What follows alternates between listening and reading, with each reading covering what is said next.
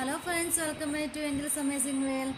ഇന്ന് ഞാൻ വളരെ രസകരമായിട്ടൊരു വീഡിയോ ആണ് നിങ്ങൾക്ക് വേണ്ടി തന്നിരിക്കുന്നത്. വേറൊന്നുമല്ല, ഇതെന്ന് പറയുന്നത് അയർലൻഡ് ഡബ്ലിൻ എയർപോർട്ടാണ്.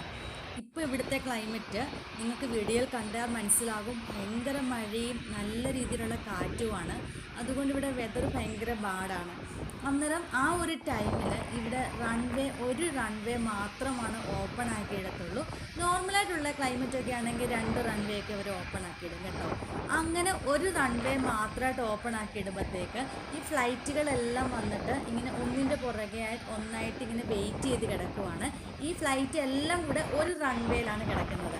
അതായത് ഒരു ഫ്ലൈറ്റ് ടേക്ക് ഓഫ് ചെയ്തിട്ടാണ് വേറൊരു ഫ്ലൈറ്റ് ലാൻഡിങ് ചെയ്യുന്നത്.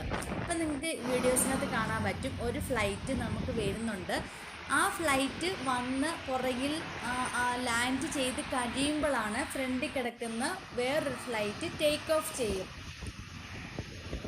കാര്യം അതുപോലെ മഴയാണ്, നിങ്ങൾക്ക് കാണാൻ പറ്റും. വെള്ളമൊക്കെ നല്ല രീതിയിൽ ഒലിക്കുന്നുണ്ട്. ആ ഒരു സമയത്ത് മാത്രമാണ് കേട്ടോ അവരിങ്ങനെ ചെയ്യുന്നത്. അപ്പം ഞാൻ ആക്ച്വലി ഇത് കണ്ടു കഴിഞ്ഞപ്പോൾ എനിക്ക് ഭയങ്കര ഒരു കൗതുകം തോന്നി. കാര്യം നമ്മുടെ നാട്ടിലൊക്കെയാണ് നമ്മളിത് കണ്ടിട്ടുള്ളൂ, ഇങ്ങനെ ഓട്ടോയൊക്കെ വന്നിട്ട് ഒന്നിൻ്റെ പുറകെ ഒന്നായിട്ട് ഇങ്ങനെ കിടക്കുന്നത്.